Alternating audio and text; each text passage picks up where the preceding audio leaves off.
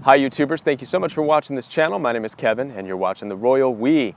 And in this video, I want to offer you a warning and I want to talk to you about identity theft and how the narcissist will steal your identity and become a twisted version of who you are and cause all kinds of destruction and all kinds of just disaster in your life and possibly in other people's lives as well. So let's go ahead and dive on into this. Now, it starts off in the initial phase of the relationship with the narcissist, during the whole love bombing phase. This is when narcissists are elevating you, where they have put you on a pedestal. They're idealizing you. They're making you out to be the greatest thing in their world. During this process, I want you to be mindful and look back and think about the times where they may have mimicked you. Mimicking, maybe used words that you use statements and phrases that you use, maybe started to carry themselves in the way that you carry yourself, maybe took on a lot of your views. They were very agreeable, okay? A lot of mimicking going on. And in my particular case, when I married into the family, there was particular narcissists who were blatantly obvious about the mimicking. I would have a conversation with them, and then later on in that same evening, I would hear them in a conversation within ear's distance using the same words that I just gave to them, okay?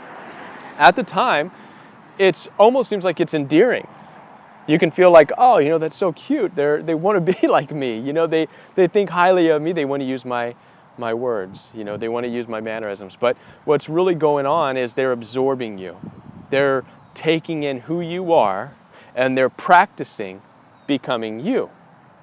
Now, it's hard to recognize this because, we all have had times in our life where we have mimicked other people. I mean, when I was younger, I was a big fan of the show Saved by the Bell. I don't know if you know that show. I'm probably dating a lot of you guys here, but everybody wanted to be like Zach Morris. I wanted to be like Zach Morris too. He was the most popular kid at Bayside High School, and so who didn't want to be like Zach Morris in high school, right? So I did. But you outgrow that as you become grounded and you find who you are.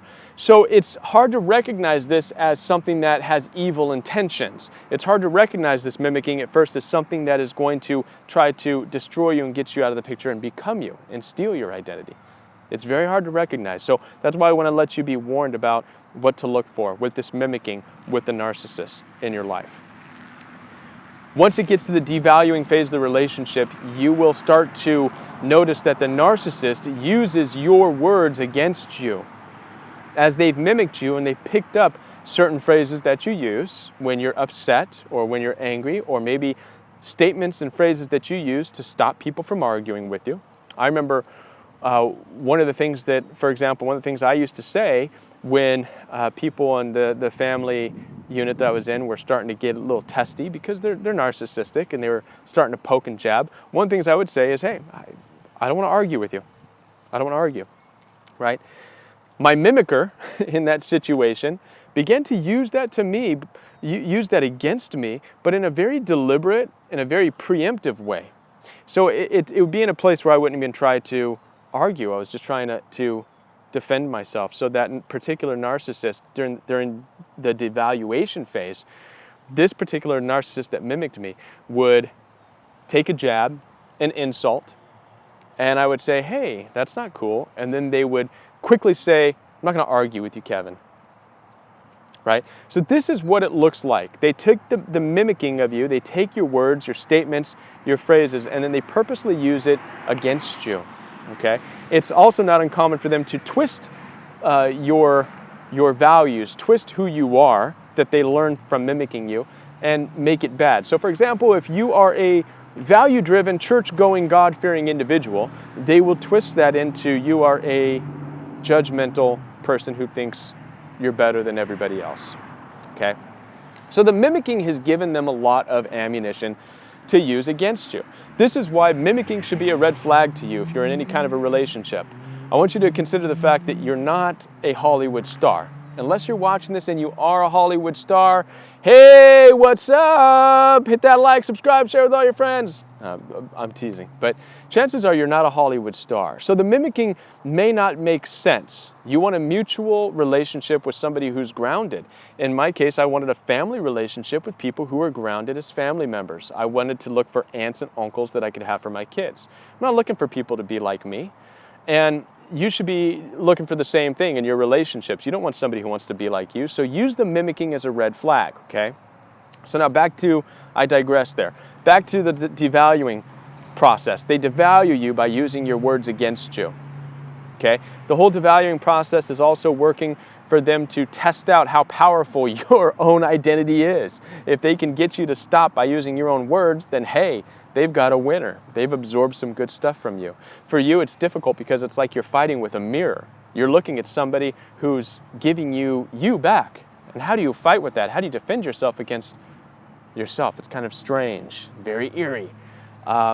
It was very dark, very twisted. It made me emotionally frozen, okay? Being in a confrontation with somebody who was mirroring me, all right? Got to get past that, and I'm still working on it. It's still difficult, and I'll share that towards the end. The last part of the relationship is the discard. When the narcissist believes they don't need you anymore, they discard you, and you go no contact anyways. One of the most hurtful things that you may see is that the narcissist is now out with certain people, not everybody, because the narcissist is different people to different people. The narcissist is a different face to different people because they're not grounded, like we've already established. But when you see the narcissist saying phrases and words and being your personality to certain individuals, in my case, there was a particular individual in the family who became me to the rest of the family.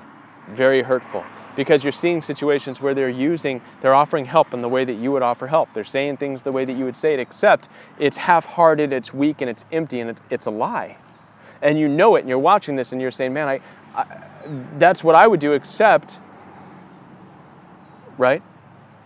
But that's what I should be doing. And that's where it starts to hurt you. I should be that person. I'm that person. That's me. That's not them. That's me. They've stolen your identity.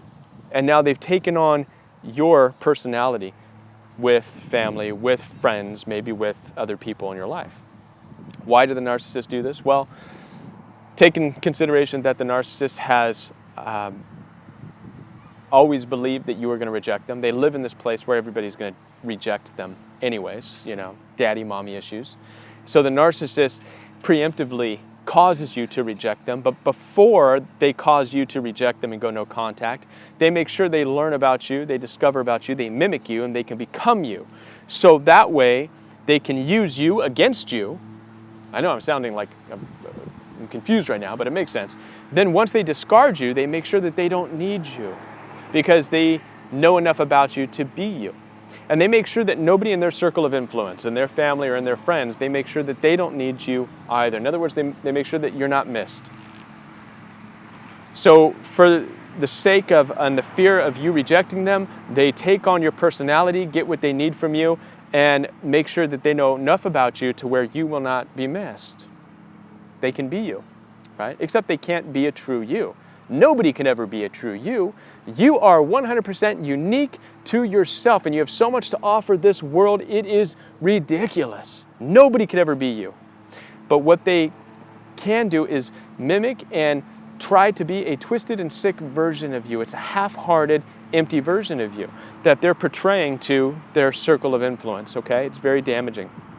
Now, it's something that you want to be very careful of after you go no contact. This is why it's important that you don't try to reach out to the narcissist and try to offer reconciliation or resolution, because in that process you're going to give them words of affirmation, you're going to give them words of lovingness, of trying to bridge that brokenness, and what's going to happen ultimately is they are going to absorb these things. If they're not in a place that, listen, the narcissist will they will just absorb it. I've done this. I reached out. I did this for way too long. Reached out to my in-laws and offered bits of love. Here you go. Here you go. Here you go. Trying to bridge that, rebuild that bridge. it's been taken and it's still on a constant basis being used against me. I've tested that. I'm going to make a video about testing that, and I'll show you what I mean. So you have to be careful of that. Don't throw your pearls before the swine. It's a good scripture. I like to use scripture. Jesus, one of the greatest teachers ever, he said to the disciples, do not throw your pearl before the swine, because they will stomp it under their feet and turn and tear you to pieces. Now, I'm not saying that, I'm not trying to call my narcissist swine, even though a lot of you would probably say narcissists are swine. But what I am saying is that the principle behind this is that don't take what's valuable to you, who you are, and throw it to people in such a way that they're not going to understand it, they're going to stomp on it, what you give them, and they're going to tear you to pieces, right? That's what narcissists do. And in a lot of cases, then they take those pearls and they start throwing those pearls out, not even knowing what it really means, but they start throwing it out pretending to be you, okay? So be very careful of that, guys, of the mimicking and the stealing of your identity. This is also why it's so difficult for narcissists to get help through therapy and counseling sessions, because what happens in the sessions is they go into the therapy room, they observe and they absorb the counselor, and they start to take in the identity of the counselor. And then they use it to manipulate and dominate the situation, and they can start to mimic the counselor. It basically gives them more ammunition. Right? This all has to do with the fact that narcissists are very empty, they're ungrounded individuals, and all they can do is absorb to fill these empty spots in their life, and they continue to become somebody new all the time. That's all I got to share. I'm going to get out of here because the landscaping people are here. They're about to run me over with the lawnmower. All right, guys. Love you. Peace out. Be sure to subscribe and like this video. Thanks.